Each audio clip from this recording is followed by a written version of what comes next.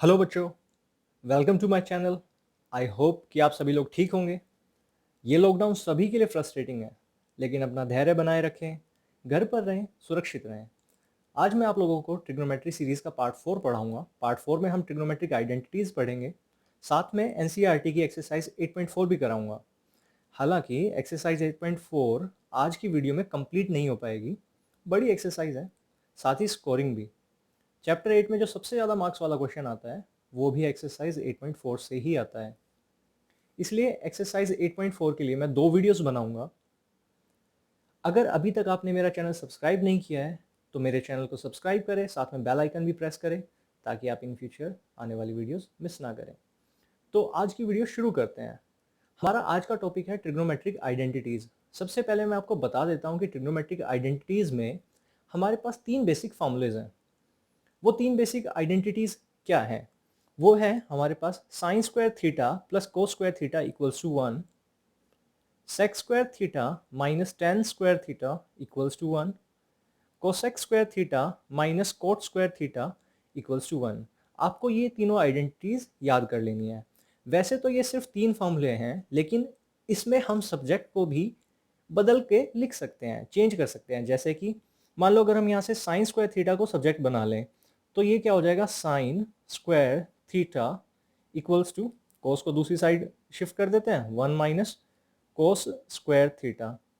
और ऐसे ही अगर हम कोस को लेफ्ट में रोक लेते हैं, मतलब कोस स्क्वायर थीटा को सब्जेक्ट बनाते हैं, तो आ जाता है cos square theta equals to 1 minus sine square theta. तो वैसे ये मेन फॉर्मूला हुआ, लेकिन इसी के डिराइव्ड रिजल्ट्स की बात करें तो देखो यहाँ से पार्ट 1, पार्ट 2, पार्ट 3 आ गया। जैसे हमने इस आइडेंटिटी के लिए किया, फर्स्ट आइडेंटिटी के लिए, वैसे ही हम यहाँ से भी कर सकते हैं। तो अगर हम यहाँ से सेक स्क्वायर थीटा को सब्जेक्ट बनाएं तो ये क्या हो जाएगा, ये हो जाएगा 1 प्लस टेन स्क्वायर थीटा। और ऐसे ही अगर हम टेन स्क्वायर थीटा को सब्जेक्ट बनाएं तो वो हो जाएगा सेक स्क्वायर थीटा माइनस 1। ये आप रफ में करके देखना, आपके पास यही आएगा, tan square theta equals to sec square theta minus 1। तो ऐसे ही सेकेंड आइडेंटिटी के लिए भी उसके 3 वर्जन्स हो गए, 3 अलग अलग पार्ट्स हो गए। अब इस आइडेंटिटी के लिए भी करते हैं। Cosec square theta minus cot square theta equals to 1। इसमें कोसेक स्क्वायर थीटा को सब्जेक्ट बना लें तो ये हो जाएगा 1 प्लस कोट स्क्वायर थीटा। और ऐसे ही अगर हम कोट स्क्वायर थीटा को सब्जेक्ट बनाएं तो वो हो जाएगा कोसेक स्क्वायर थीटा माइनस 1। तो इसके भी 3 अलग वर्जन्स आ गए हैं। तो देखा जाए तो 3 आइडेंटिटी से 9 आइडेंटिटी बन गई। लेकिन अब देखो, मैं आपको बता देता हूँ कि ये सभी आपको याद रखने हैं। आप ये मत सोचना कि यही याद रख लेते हैं और एग्ज़ाम में हम शिफ्टिंग कर लेंगे। नहीं, क्योंकि हमें एग्ज़ाम में और क्वेश्चंस में बिल्कुल डायरेक्ट ये फॉर्मूलेज यूज़ करने पड़ेंगे, तो आपको ये सभी याद होने चाहिए। तो देखा जाए तो आपको अभी लग रहा है ये 9 आइडेंटिटीज़ हैं, लेकिन मैं बोलता हूँ जैसे कि ये आइडेंटिटी हुई, ये सभी, इन सभी आइडेंटिटीज़ को आप रिवर्स डायरेक्शन में भी खास तौर से याद रखेंगे। मैं रिवर्स डायरेक्शन में भी लिख रहा हूँ यहाँ से इनको। तो देखिए, अगर क्वेश्चन में कई बार 1 माइनस कोस स्क्वायर थीटा लिखा आपको मिलेगा तो आप उसको लिख सकते हो साइन स्क्वायर थीटा। ऐसे ही यहाँ से अगर 1 माइनस साइन स्क्वायर थीटा लिखा मिलेगा तो उसको रिप्लेस करके हमें कोस स्क्वायर थीटा लिखना पड़ सकता है वहाँ पे। ऐसे ही 1 प्लस टेन स्क्वायर थीटा को आप सेक स्क्वायर थीटा लिखेंगे, और सेक स्क्वायर थीटा माइनस 1 को आप टेन स्क्वायर थीटा लिखेंगे। बची हुई 2 आइडेंटिटीज के लिए भी इसको रिवर्स डायरेक्शन में लिखते हैं। 1 प्लस कोट स्क्वायर थीटा को हम कोसेक स्क्वायर थीटा लिख सकते हैं, और कोसेक स्क्वायर थीटा माइनस 1 को हम कोट स्क्वायर थीटा लिख लेते हैं। अगर आप फर्स्ट टाइम ट्रिग्नोमेट्रिक आइडेंटिटीज पढ़ रहे हो तो वीडियो को यहाँ पे पॉज करके 1 मिनट 2 मिनट का टाइम लेके इन आइडेंटिटीज को रिवाइज कर लो, आगे क्वेश्चंस में ज़रूरत पड़ेगी। और ये आइडेंटिटीज़ कहाँ से आई है, कैसे आई है, इनको याद रखने के कुछ मेथड्स, कुछ ट्रिक्स, उसके लिए भी मैं सोच रहा हूँ कि एक सेपरेट वीडियो बना दूँ। अगर आपको भी लगता है कि आइडेंटिटीज़ और ये इतने सारे फॉर्मूलेज याद करने मुश्किल हैं तो कमेंट बॉक्स में बताएं, और क्या मैं उसके लिए सेपरेट वीडियो बनाऊँ। तो देखिए, यहाँ से क्या हुआ, 3 बेसिक आइडेंटिटीज़ और बाकी जो 6 ट्रिग्नोमेट्रिक रेशियोज हैं उनके स्क्वायर्स को हमने सब्जेक्ट बनाकर लिखा यहाँ से। तो 9 तो ये आइडेंटिटीज हो गई थी, और इनको अगर हम रिवर्स डायरेक्शन में भी देखें तो 6 और मिल गई। तो यहाँ से टोटल हमारे पास 15 आइडेंटिटीज हो गई हैं। ये आपको बिल्कुल याद होनी चाहिए, एकदम से क्लिक करनी चाहिए आपके माइंड में। चलिए अब सीधा एक्सरसाइज 8.4 पर आ जाते हैं। क्वेश्चन नंबर 1 और 2 एक जैसे ही हैं, तो मैं इसमें आपको क्वेश्चन नंबर 2 करा देता हूँ। उसकी मैं स्टेटमेंट रीड कर रहा हूँ, आपके लिए मैंने यहाँ लिखी भी हुई है। Write all the other trigonometric ratios of angle A in terms of sec A. इसका मतलब ये हुआ कि सेक ए को छोड़कर बाकी जो 5 ट्रिग्नोमेट्रिक रेशियोज बचे हैं उनकी वैल्यू भी आपको सेक ए की टर्म्स में लिखनी है। तो सेक का डायरेक्ट रिलेशन किससे होगा? जैसे आप देख सकते हैं यहाँ से कोस ए की तो डायरेक्ट वैल्यू होती है हमारे पास क्या, रेसिप्रोकल रिलेशन से 1/sec ए। तो हमें 5 ट्रिग्नोमेट्रिक रेशियोज को सेक की टर्म्स में लिखना है, तो एक तो डायरेक्ट आंसर यहाँ से आ ही जाएगा। ये कहाँ से आ गया? रेसिप्रोकल रिलेशन से। अब दूसरा यहाँ से देखो, सेक और टेन में स्क्वायर आइडेंटिटी है, जो मैंने अभी डिस्कस किया थोड़ी देर पहले। तो यहाँ से आप देख सकते हो टेन स्क्वायर ए की वैल्यू क्या होती है? टेन स्क्वायर ए की वैल्यू होती है सेक स्क्वायर ए -1। तो इसका मतलब यहाँ से tan a की वैल्यू आ जाएगी under the root sec square a -1। यानी कि इस तरीके से हमने tan a को भी सेक a की टर्म्स में लिख दिया। अब देखिए, पांचों ट्रिग्नोमेट्रिक रेशियो को लिखना है सेक की टर्म्स में, दो को तो लिख चुके हम, एक यहाँ से डायरेक्ट रेसिप्रोकल रिलेशन बना लेते हैं। tan का रेसिप्रोकल क्या होता है? tan का रेसिप्रोकल होता है cot। तो हम यहाँ से लिख सकते हैं cot a, जो कि होता है आपका tan का रेसिप्रोकल, यानी कि 1/tan a। और tan a की अभी हमने वैल्यू सेक की टर्म्स में फाइंड की है under the root sec square a -1। तो कोट के लिए आंसर ये आ जाएगा। अब यहाँ से हम क्या करते हैं, अब यहाँ से हम देखते हैं कि कोस और साइन में डायरेक्ट रिलेशन है, स्क्वायर आइडेंटिटी है। एक फॉर्मूला है यही कि sine square a equals to 1 - cos square A. फिर इसको हम क्या लिख सकते हैं, यहाँ से देखो साइन की वैल्यू आ जाएगी sine a equals to under the root 1 - cos square A. अब हम क्या करेंगे, कोस की वैल्यू यहाँ पर सब्सिट्यूट कर देते हैं, जो कि है अंडर द रूट, मतलब कोस स्क्वायर ए, कोस ए की वैल्यू है 1/sec ए, तो ये हो जाएगा 1/sec ए होल स्क्वायर। यानी कि ये आ गया हमारे पास 1 - 1/sec स्क्वायर ए।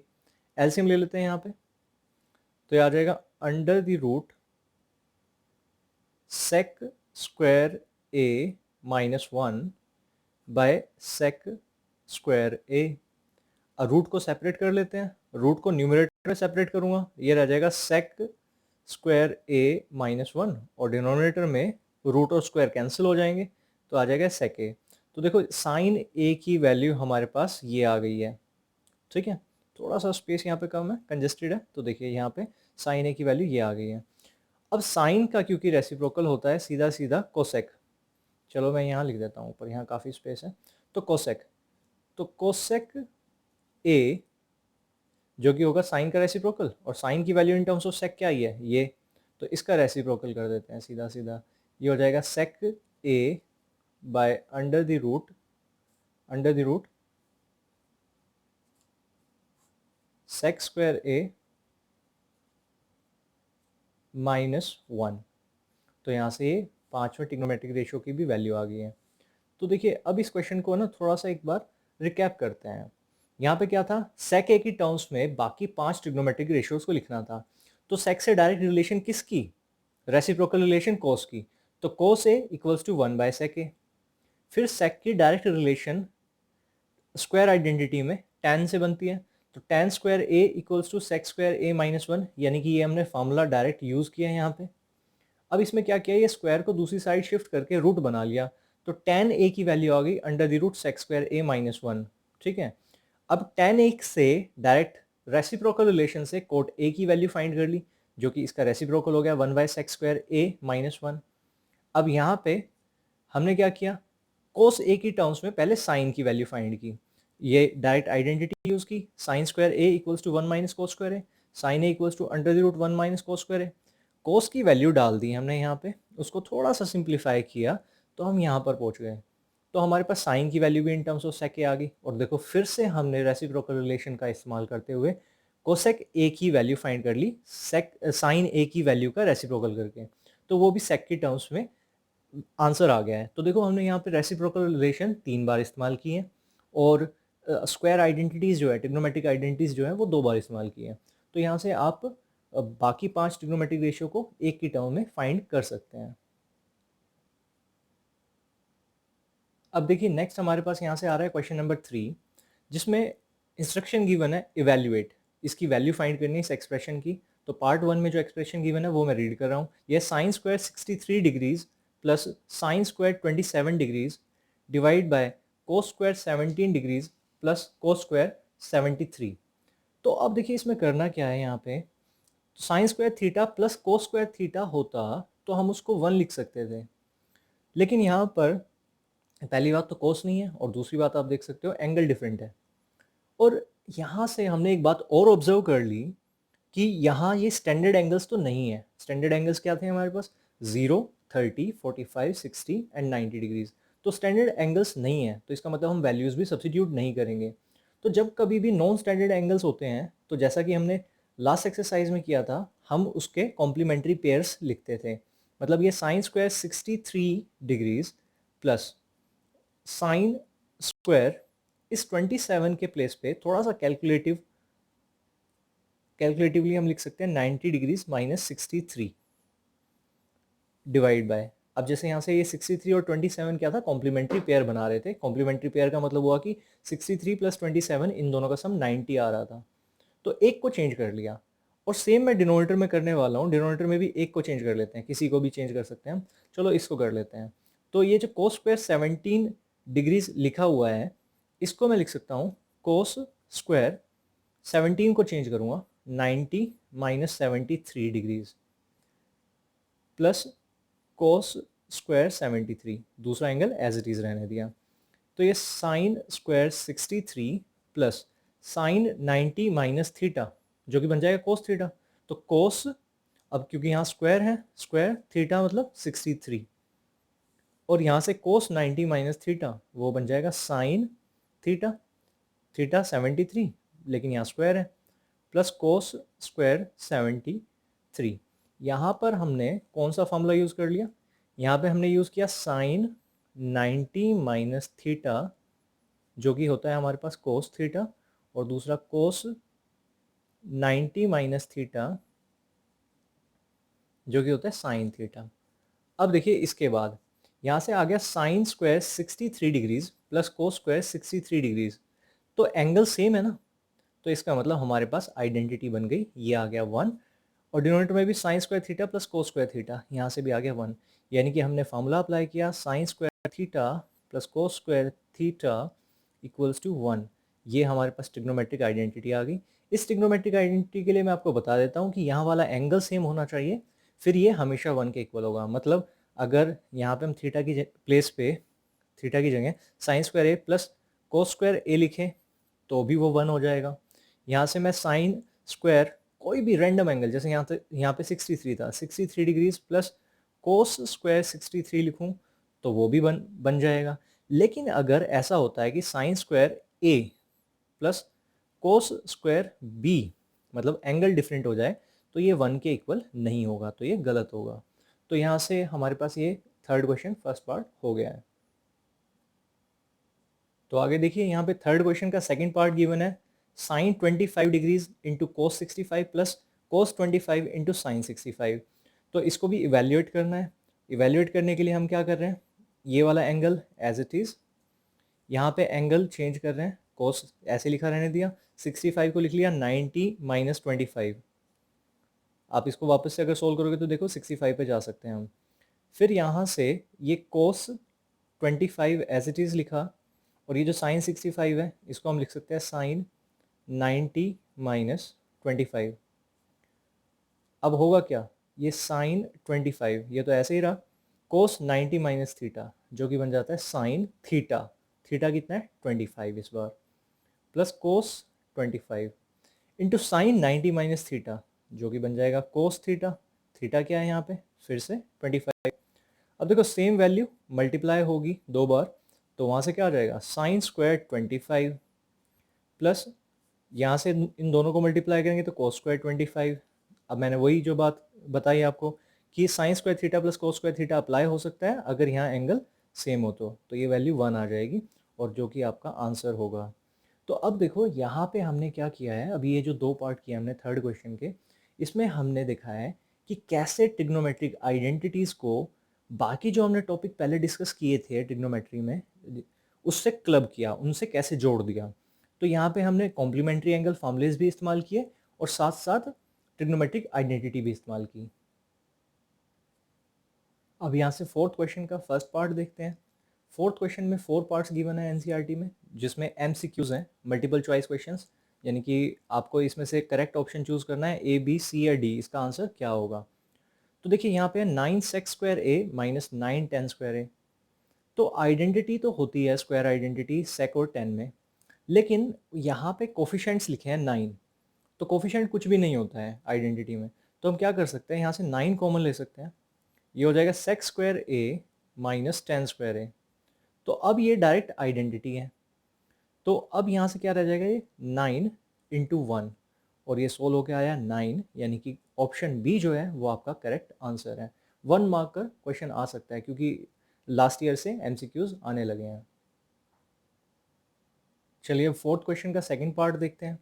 इसमें भी वही है, एमसीक्यू है, ऑप्शंस दिए हुए हैं, ऑप्शंस भी मैं यहाँ लिख दूंगा अभी, ए बी सी डी। हाँ जी, तो 4 ऑप्शन गिवन है, ए बी सी डी, 0 1 2 -1। तो यहाँ पे पहले सोल्व करते हैं इसको। देखो जो फर्स्ट ब्रैकेट में 3 टर्म्स लिखी हुई हैं, इसमें पूरे एक्सप्रेशन को मैं साइन थीटा और कोस थीटा की टर्म्स में लेकर जा रहा हूँ। हम ज़्यादातर क्वेश्चन सोल्व करने के लिए 90 to 95% क्वेश्चन सोल्व करने के लिए हम साइन कोस में लेके जाते हैं, अगर डायरेक्ट कोई आइडेंटिटी अप्लाई ना हो रही हो तो 1 plus tan theta sine theta by cos theta plus sec theta 1 by cos theta, और ऐसे ही इस ब्रैकेट में भी 1 प्लस कॉट थीटा क्या होता है, वो होता है cos theta by sine theta minus 1 by sine theta, cosec theta को लिख लिया। अब यहाँ फर्स्ट ब्रैकेट में हम क्या कर रहे हैं, एलसीएम ले रहे हैं, तो एलसीएम डिनोमिनेटर्स का एलसीएम आ जाएगा कोस थीटा, और यहाँ क्या बन जाएगा, ये टर्म हो जाएगी कोस theta plus sign theta plus 1। यहाँ पर एलसीएम लेंगे, इस बार एलसीएम आएगा साइन थीटा, और यहाँ पर हो जाएगा sign theta plus cos theta -1। अब देखो डिनोमिनेटर्स को डिनोमिनेटर से मल्टीप्लाई कर लेते हैं, मतलब ये आपस में मल्टीप्लाई हो गए, यहाँ पे क्या रह गया sign theta into cos theta, और यहाँ पे है कोस theta plus sign theta plus 1, तो इसको मैं ऐसे लिख सकता हूँ sine theta plus cos theta plus 1, मतलब एडिशन जो है कॉम्यूटेटिव होता है, तो आगे पीछे लिख लिया इन टर्म्स को, और यहाँ से ये है sign theta plus cos theta -1। अब देखो ये वाला स्टेप जो है क्रूशियल स्टेप है, इंपॉर्टेंट स्टेप है, sign theta plus cos theta plus 1। एक तरीका तो ये है कि इस ब्रैकेट में 3 टर्म्स यहाँ लिखी है और इस ब्रैकेट में 3 टर्म्स यहाँ लिखी है, इन सबको आप मल्टीप्लाई कर लो, 9 टर्म्स आएंगी, और जो भी सोल्व होना वो यहाँ से सोल्व हो जाएगा। लेकिन इससे बेटर तरीका ये होगा कि अगर हम इन दोनों टर्म्स को ऐसे माने कि ये सिर्फ एक टर्म है, और इसको भी ऐसे ही मान लेते हैं कि एक टर्म है, तो देखिए sign theta plus cos theta plus 1, sign theta plus cos theta -1, मतलब कुछ ऐसी सिचुएशन बन गई यहाँ से कि a plus B into A minus B, और ये तो आपको पता है एल्जेब्राइक आइडेंटिटी है, A square minus B square इसको लिखा जा सकता है। तो यहाँ पे देखो डिनोमिनेटर मैं ऐसा का ऐसा लिखा रहने देता हूँ sine theta into cos theta, और यहाँ से हो जाएगा a यानी कि sine theta plus cos theta A square minus B square, ये आइडेंटिटी लगा दी मैंने। अब यहाँ से a plus B whole square का फॉर्मूला अप्लाई करते हैं, तो sine square theta plus cos square theta plus 2 sine theta into cos theta, और 1 का स्क्वायर तो क्या रहेगा, obviously 1 he, by sine theta into cos theta. अब देखिए ट्रिग्नोमेट्रिक आइडेंटिटी लग जाएगी, sign square theta plus cos square theta 1, तो 1 plus 2 sine theta into cos theta minus 1 by sine theta into cos theta. 1 से 1 subtract हो जाएगा, cancel, यहाँ से बचा सिर्फ न्यूमरेटर में twice of sine theta into cos theta divide by sine theta into cos theta. अब ये टर्म्स क्या होंगी, कैंसिल हो जाएंगी, मतलब डिवाइड हो गए, यहाँ से फाइनल आंसर बचा 2। तो इसका मतलब ऑप्शन नंबर जो सी है वो आपका करेक्ट आंसर है। आज के लिए बस इतना ही। इस एक्सरसाइज के बाकी क्वेश्चंस नेक्स्ट वीडियो में करेंगे। अगर वीडियो अच्छी लगी हो तो लाइक करें और अपने फ्रेंड्स से शेयर करें। जल्दी अगली क्लास में मिलूंगा। Till then bye, take care.